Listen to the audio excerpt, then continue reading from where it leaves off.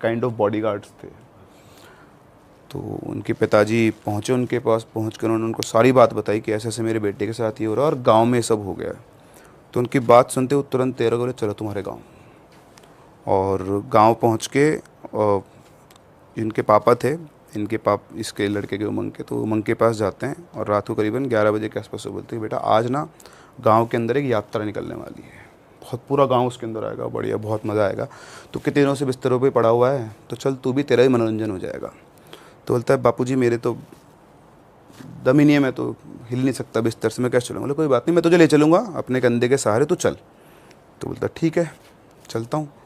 तो उन्होंने अपने कंधे के ऊपर रखे मतलब हाथ से, और धीरे धीरे चलवा चलवा के उसको लेकर गए और गांव का जो शमशान था वहाँ लेकर गए। वहाँ देखा तो काहे की यात्रा, वहाँ पूरा गांव शमशान में इकट्ठा हो रखा है, बीच में शमशान में आग जल रही है और वहाँ पर एक साधु पुरुष बैठे हुए हैं, अलग ही जो लेवल का उनका तेज आ रहा है उनके चेहरे से।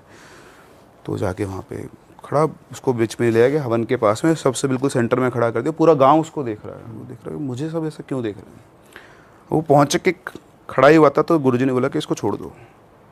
तो वो लड़का जो खड़ा ही नहीं हो पा रहा था, जैसे उसके पिताजी ने कंधे से हटा, बिल्कुल नॉर्मल खड़ा है।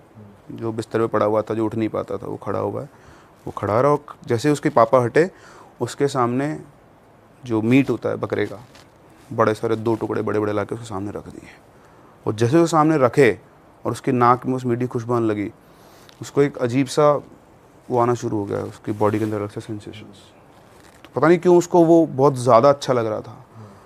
और उसके बाद उसने क्या किया, वो दोनों एक एक करके वो टुकड़ा उठाया और जैसे छोटा बच्चा बॉटल से दूध पीता है ना, ऐसे उसका सारा खून चूस गया।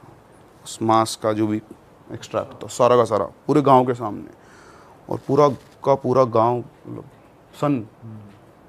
तो अब सबको लग रहा था कि जो डेथ्स हो रही है वो किसकी वजह से हो रही है, वो ये कर रहा है ये लड़का। अब भाई साहब जैसे वो ख़त्म हुआ,